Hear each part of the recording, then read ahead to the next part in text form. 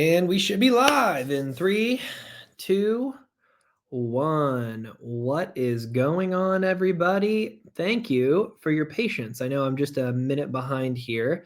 I had back-to-backs all afternoon and had lots of fun in them. Always a good time. I love, like most of us, we are addicted to being busy. And so I love it. I love it. I love it. But it also means I needed a snack. So appreciate your patience, everybody. As I am grabbing the link here to message this to myself and get it posted, I'd love to know if you are watching here live with us. Let me know in the comments. If you could just let me know in the comments who is here live with us right now.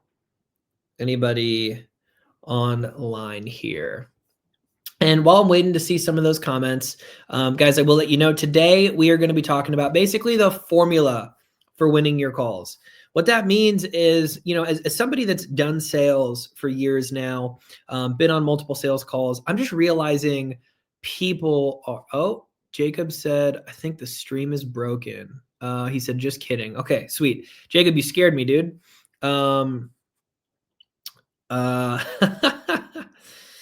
Winning your calls. Okay. Ben, what's up, dude? Okay, awesome. We are getting posted here. All right, guys. Sorry. Now let's get started. So today we're going to be talking about winning your calls. Kieran, always good to see you, brother. Jacob, what's up, man? Love your mom, Amy. She rocks. Ben, what's up, stud? Good to see you. Sweet. Guys, today we are going to be chatting about winning your calls. What that means is, I've done sales for years. I love it. I still hop on the phones. I pounded a bunch of cold calls myself today.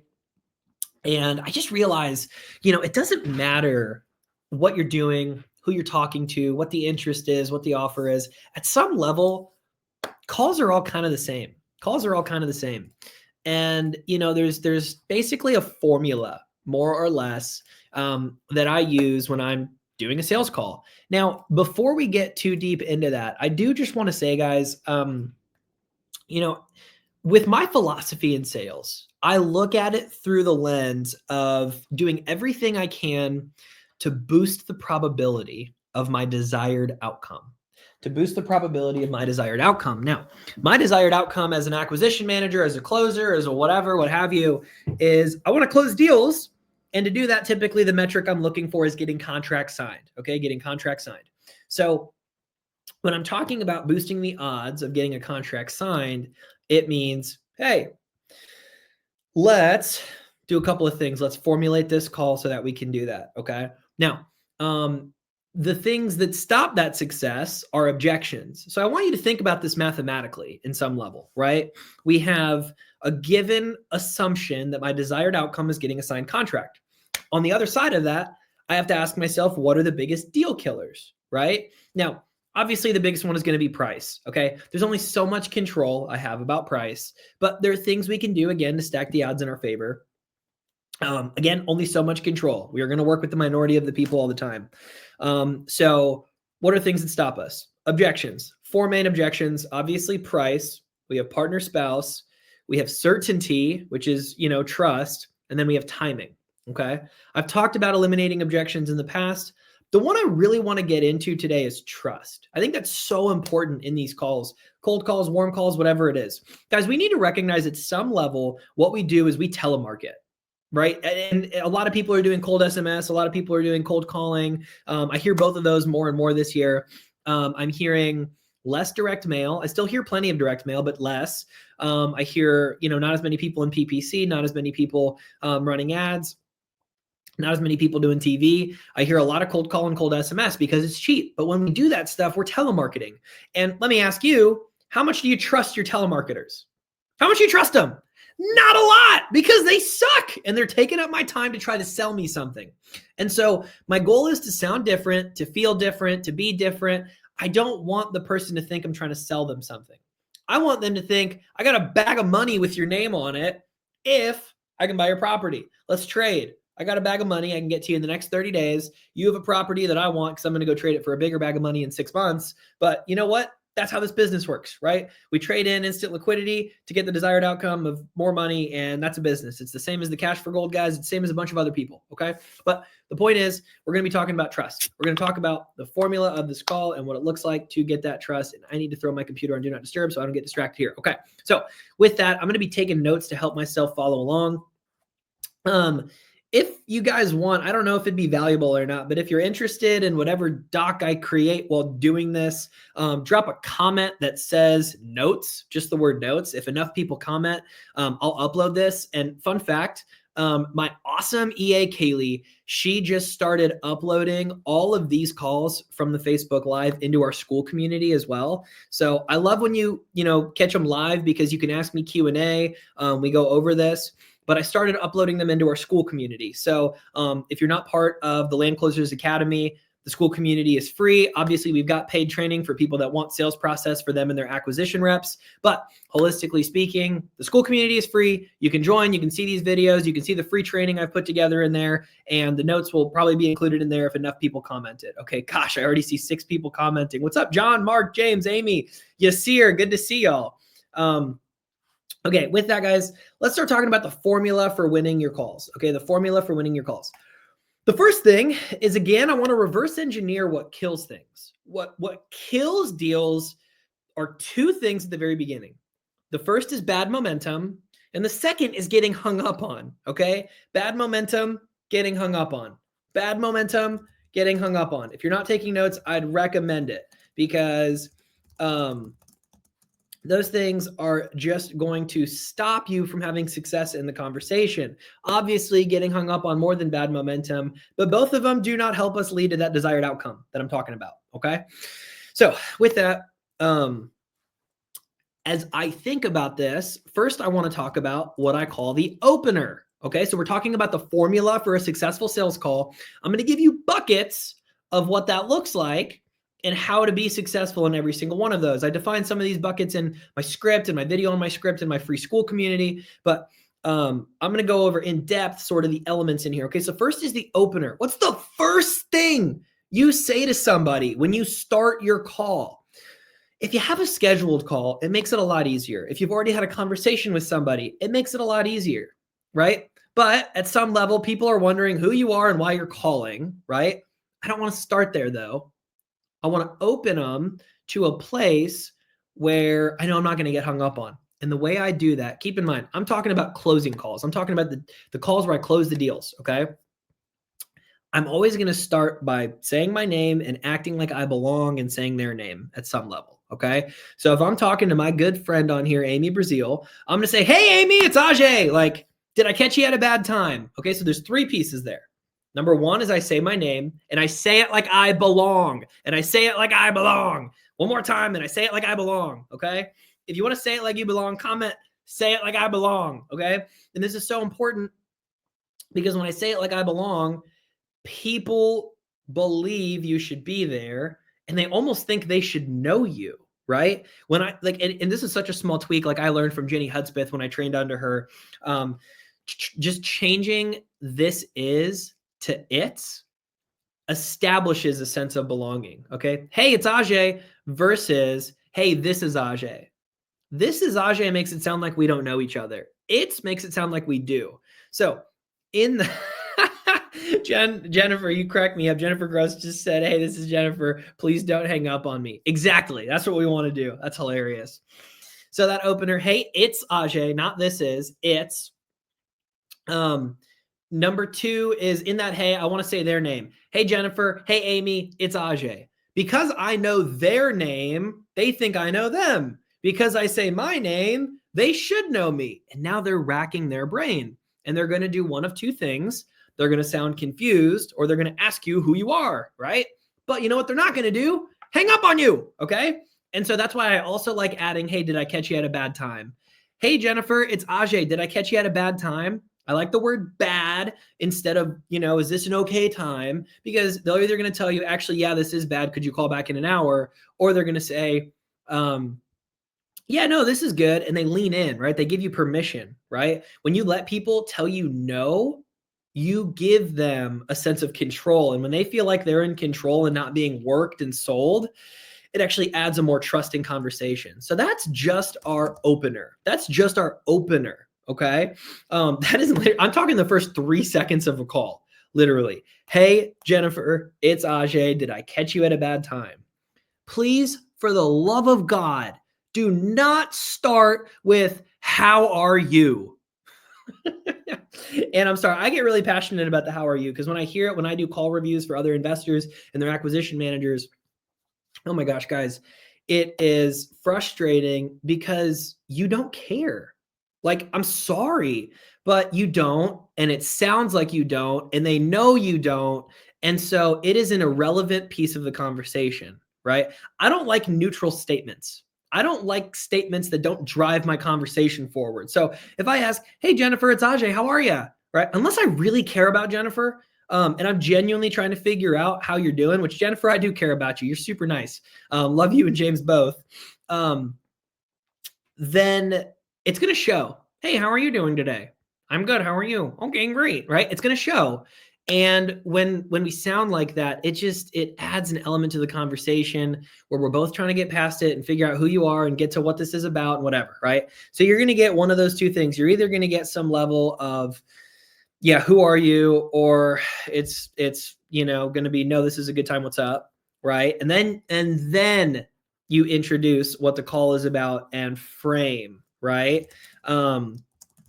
So when I say frame, and most people hear me preach about framing because it gives us so much power and control in our conversations, so much power and control in our conversations.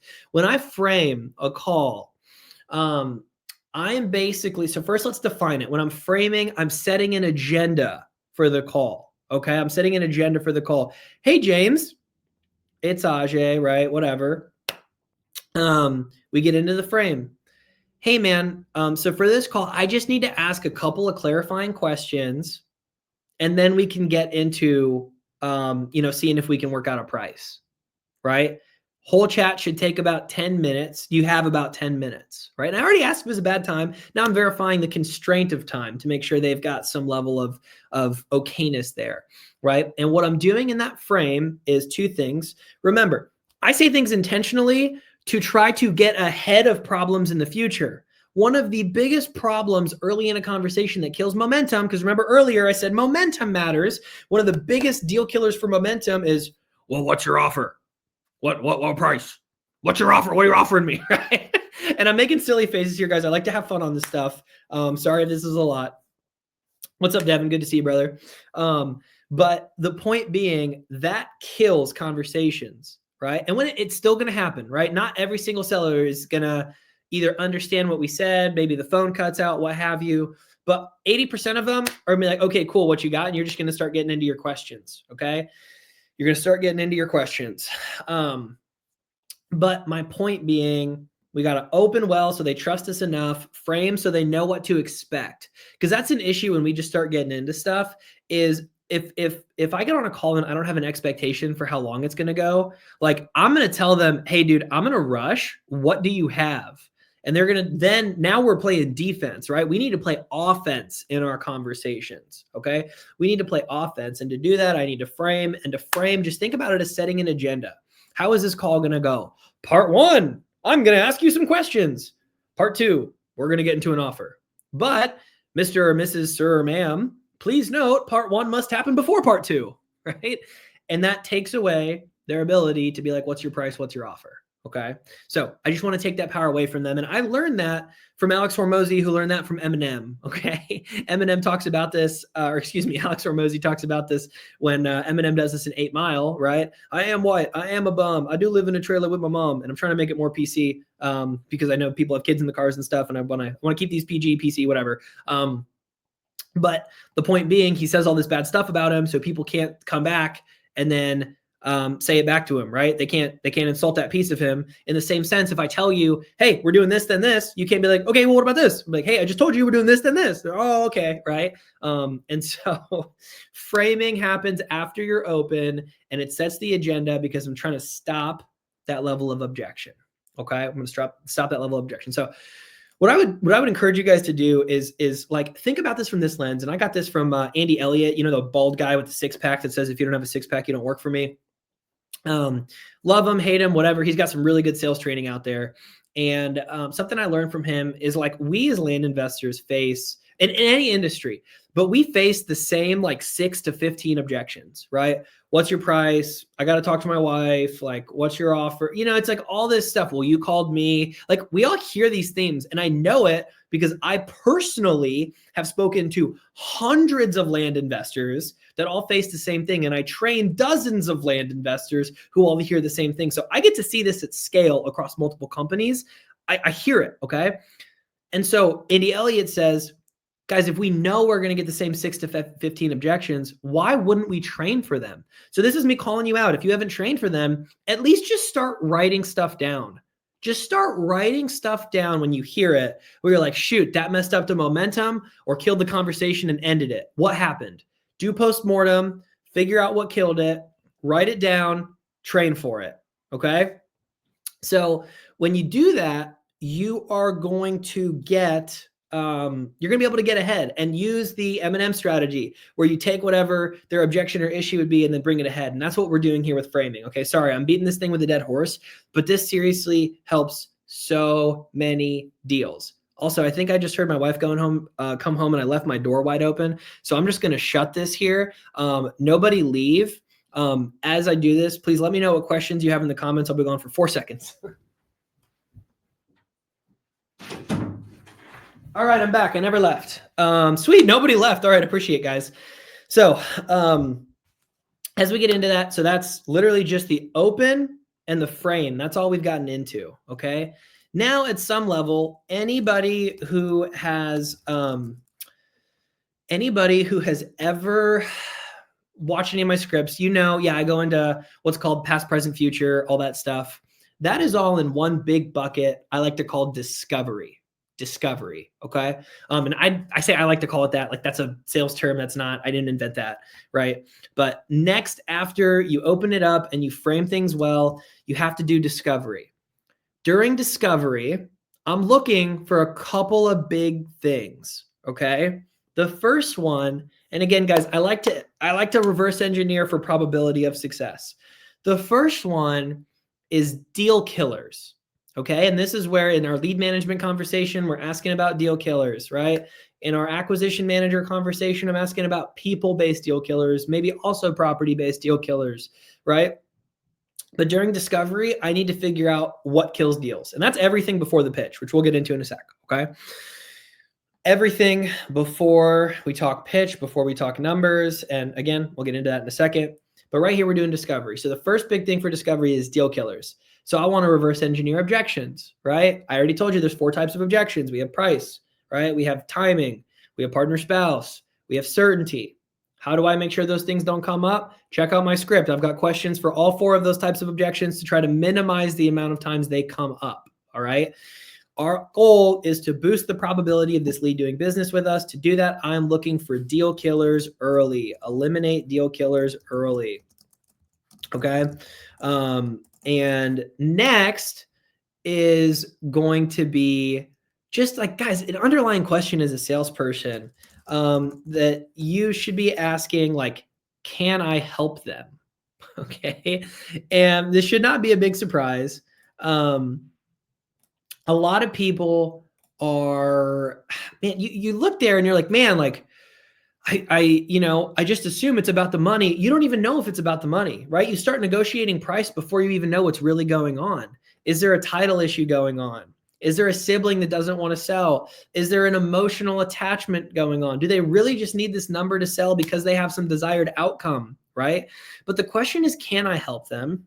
And if the answer is yes, the next question is, how can I help them? Okay, how can I help them? And I know this sounds really simple, but here's an example, all right?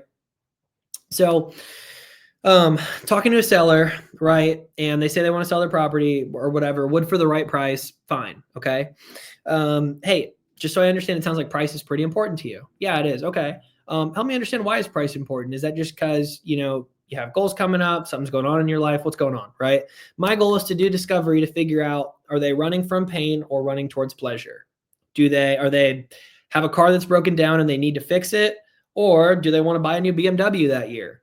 Right? Like, are we running from pain, running towards pleasure? Regardless, the question then is, how can I help them? Because if it's pain, it's immediate. If it's immediate, they need money quick. And I have different solutions for people that need money quick. If it's not and they're chasing pleasure and don't really need it and there's not a ton of pain, I can offer more and double close, right? But guys, this is a really, really simple framework of like focus on 3 things in discovery. 3 things. Eliminate the deal killers. Can you help this person? How can you help them? If you just focus on checking off those 3 boxes in discovery, you're always going to have a better conversation with somebody. Okay. I think gosh, guys, I think like my most frustrating view when I start listening to acquisition manager calls and people's calls is they're just so self-centered. Like, and I don't mean this in like a you're so selfish kind of a way, but rather we always look at this from our perspective. Like, we're like, well, sweet dude. Okay, awesome. I'm just going to cut to the chase. I can offer you 40 grand. It's like, dude, come on. You are not looking at this from their perspective. How does your transaction benefit them in their life? Does this even help them, or are you just being annoying, right? And are there deal killers we're unaware of, right? See how I just reverse engineered the 3 big points that I was talking about? Because if you just negotiate on price and then you just get like a husband, wife, partner, spouse objection, whatever, like that could have been avoided. And I don't even know if I'm helping them solve a problem, right? On the flip side, maybe the husband and wife are stressed about something and now I can both bring them in and do discovery and learn about it and help them solve their problem. And you do that through a series of questions, right? Another big one that I want you guys to think through. Well, so I'm actually just going to note this down for a little bit later. There we go. So the big thing in discovery, guys, is you have to make them think you're on the same team or that you're friends. Okay? Those are big things.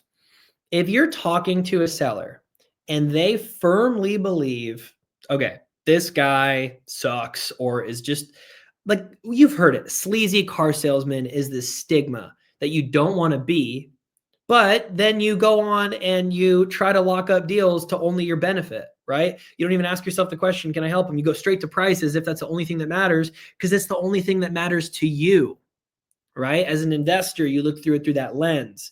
But the reality is, if you look through the lens of how you can help people, which you don't know until you get information, you're going to have a more successful call. Okay. So in that, you need to make them think you're on the same team. You need to make them think they're friends. And this was a revelation I had coaching John and Kirsten Leclerc. It is a French last name. Everybody thinks it's Leclerc, but it is Leclerc, like Eclair. But anyways,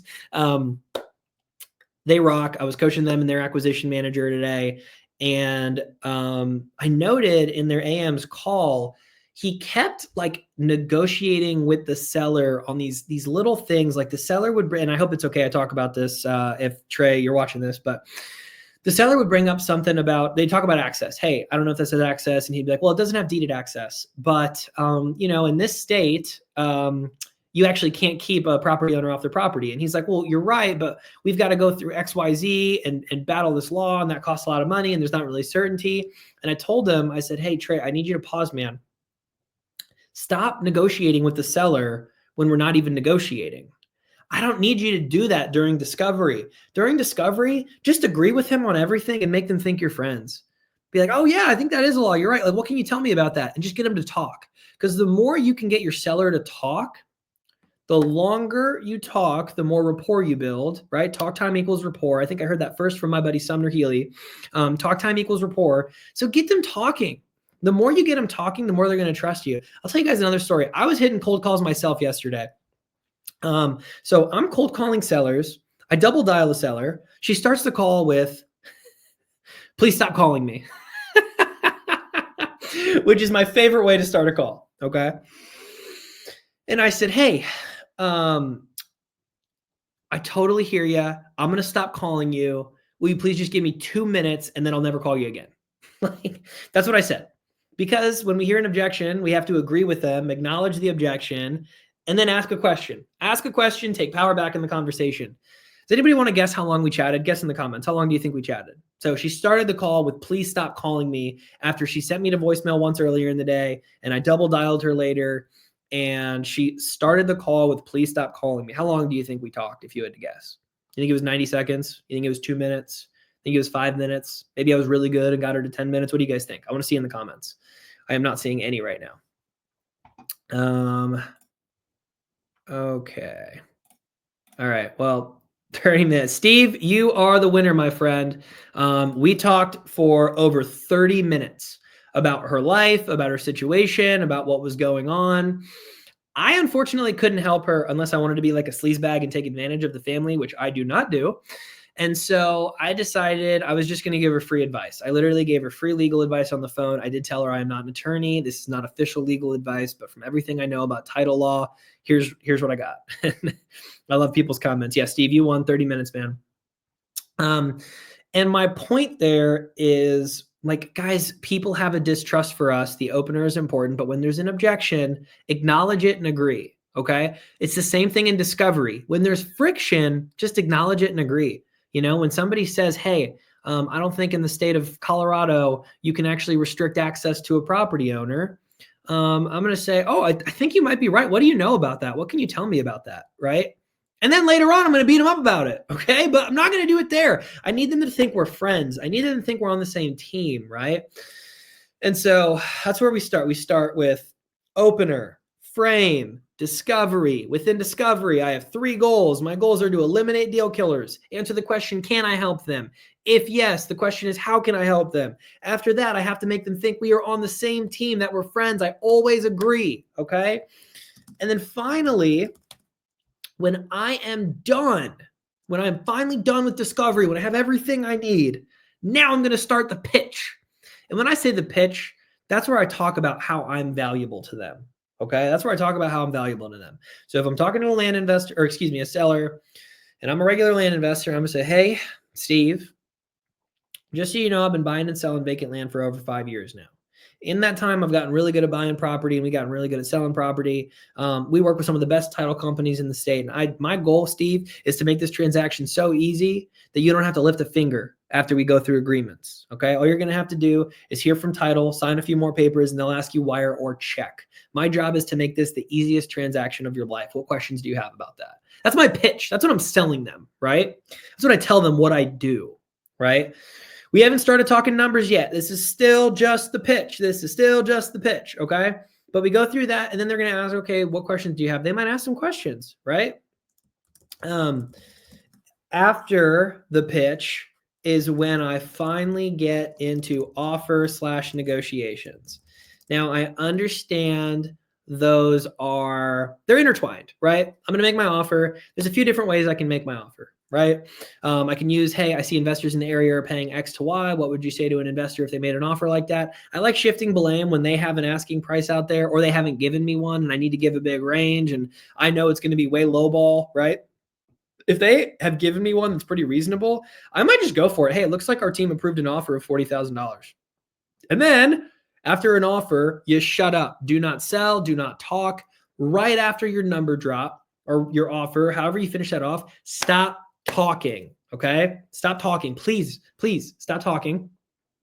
And then we get into negotiations. They're going to tell you yes or no. I always start negotiations by trying to get them lower on their number. Okay. So let's say I'm at 40, they're at 70, and they tell me, hey, I can't do 40. I'm like, hey, I totally understand.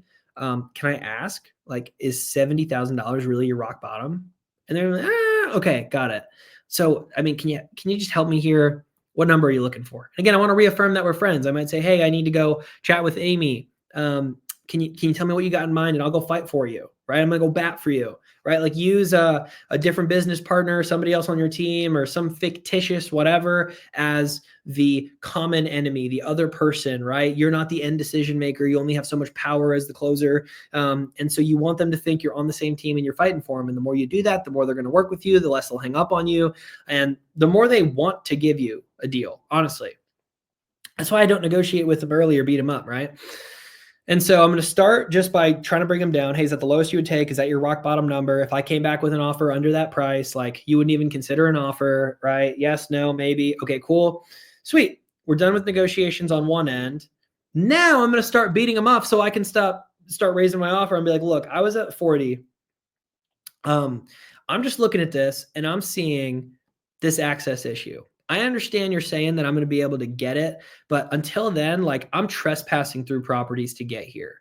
And in the past, I've got some buddies that have gone through the legal battles, the lawsuits. Lawsuits have big words. When you use it, it gets people like kind of tensed up, right? I've got friends that have been through the lawsuits and like, have you ever worked with the courts before? No. Well, it takes 6 to 18 months, thousands of dollars. So I just can't offer you the same thing I could offer somebody with clear-cut deed of easement access. Does that make sense? And they're going to say yes. I'm like, okay, so knowing that, I mean, what would you be willing to take for this? I'm going to ask again. I try to get them to volunteer stuff as many times as possible before I finally come in. I'll be like, look, just knowing this, access is tough, and anything else you could beat them up on. Anything else, hey, with the way the access is and this being on a dirt road, even before we get to access, I really don't think I'm going to be able to come up much. But would you be willing to meet me in the middle at 52,000? Right? So now we're playing the game, right? And now I'm going to bring up the stuff I'm going to beat them up on, but I don't do it throughout the conversation. I wait for all of it till during the negotiation because that's when it matters. Otherwise, there's just friction and roadblocks in your discovery. Okay. So now I'm in negotiation and we're going through stuff, right? Again, like I would look back to how you can help someone. I would look back to how you can help someone and understand, try to tie in your offer to how you can help them. If you can make it an emotional driver, everybody wins. Okay. So do that. But you're going to negotiate, you're going to come up with an offer, you're going to get objections. We overcome the objections, right? And then guys, you go for the close. And the close really matters, but that's where we're trying to get an agreement signed, right? Set up appointments, go for the next steps, all that hoopla, right? I'm trying to remember if just really big thing. Cause actually I was talking to Ben about this earlier today and it was a really good question where we were cold calling some leads. We were dabbling with some distressed acquisition stuff. So I was doing a lot of those cold calls myself. And just trying to learn that world a bit because so many people are talking about it. And so it was funny. I talked to the seller who I won't name, but she was very apprehensive. She didn't want to talk to me. She didn't trust me. Still got her on the phone for 12 minutes until her 2-year-old started crying and needed a nap. And then, 2-year-olds are better salesmen than Ajay, unfortunately. So they're better at closing sellers, especially when the sellers are their moms. And so as we're talking though, we basically get towards the end of the call where we basically have nothing else to talk about. And then I pitch her. I'm like, hey, here's what we do, right? I go into the offer and I'm not going to lie, guys, it's not very compelling. She doesn't have a pain point. She doesn't need to sell and she doesn't want to make an issue with her family. Ben asks me after the call, he says, Ajay, I noticed you pitched at the end there. Whereas with this person, you kind of pitched at the beginning. Like, help me understand, do you always pitch? And I'm like, well, yes. You should always pitch because you're already on the phone with the seller. You're already having a conversation. And you know what? There's some level of trust there. And even if it's a no today, it might not be in the no in the future. And honestly, people surprise you. Like if you just make more offers, you will get more deals, right? I'm a true believer at some level that the Bible verse, ask and you shall receive, is not just to the Lord, is not just ask the Lord, but it's ask the world too. Like ask the world what you want and the Lord will deliver. If I make more offers to property owners, I will get more deals. It's that simple. Like sales is written in the Bible. And again, I'm not trying to get too biblical and too philosophical on y'all, but straight up asking you shall receive. If I talk to more people and make more offers, I will get more deals. I just think it's that simple. So all that to say, fine, you might be on the phone with a lead and it might not be super qualified, but guess what? I'm already on the phone with somebody who what might sell has talked to me for 10 minutes and owns a property. I'm going to make an offer. Go for the pitch and make the offer. All right. Every time you're already on the phone. What's the worst that happens? They hang up on you. Cool. Move on to the next lead. Right? It's not going to hurt you and they can't shoot you over the phone. Okay. So there's no real risk. Besides, it's a little scary. I get it. Guys, my hand still shakes sometimes on calls. And I've been doing this for years. I train people on this stuff. I was at an Eric Klein event. If you don't know Eric Klein, he's the sales goat on Instagram. He's a house wholesaler, multi-7-figure net entrepreneur, very successful guy. Used to be multi-8-figure net entrepreneur with a different business. Very, very successful guy. He was talking about how, oh man, I still get nerve. I still get pits in my stomach when I'm negotiating. My heart still picks up. My palms still get sweaty. They had a girl in the office that when she would negotiate, she'd get all sweaty. And they'd be in their office in the bullpen. They'd see this girl all sweaty. Like, oh, she's in negotiation right now. Guys, this stuff's not always easy. It's a little scary. It's uncomfortable. I get it. But that's part of sales. The cool thing is, very few people are willing to do it. And if you're willing to do it, and not only that, do it for a long time and willing to figure out how to do it well, like you can be in the top 1% very, very quickly with that. So I'll leave with this, guys. Like this formula is really just a people formula. It's how do I get somebody to trust me, not hang up on me, understand if I can help them, and then go in, tell them what I do, and see if we can get something to work out between what we both offer. They offer property, I offer money. Can we help based on what I know of how I can help them? This is very simple stuff. It's just people 101, but it's the same framework in any good, any service, any product, whatever it is that will help people close deals. And so this kind of hit me like a freight train when I was writing up some new scripts for my team. And I was like, I should teach on this because I'll create some more frameworks and make stuff more pretty over time. But I'll tell you, like, this was something that I feel like I couldn't keep in. It felt like a sneeze where I was like, it's a process for how to have a conversation where I'm trying to sell, but really I'm trying to help. And I know we hear that a lot, but what does that actually look like, right? That's the formula in my brain for every conversation to have a good one. So with that, guys, let's transition to a little bit of Q&A. I'm happy to do a couple of minutes of questions if anybody has some for me. I see there's over 20 people live with us. What questions do you guys have for me on the formula, on the process? Was this helpful? Like, just tell me what you got. Would love feedback, questions, anything you got. Let's see.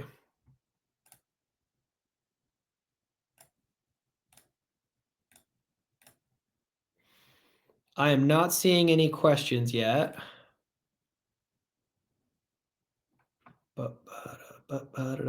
Okay, guys. Well, I must have done a great job teaching because I don't see any questions.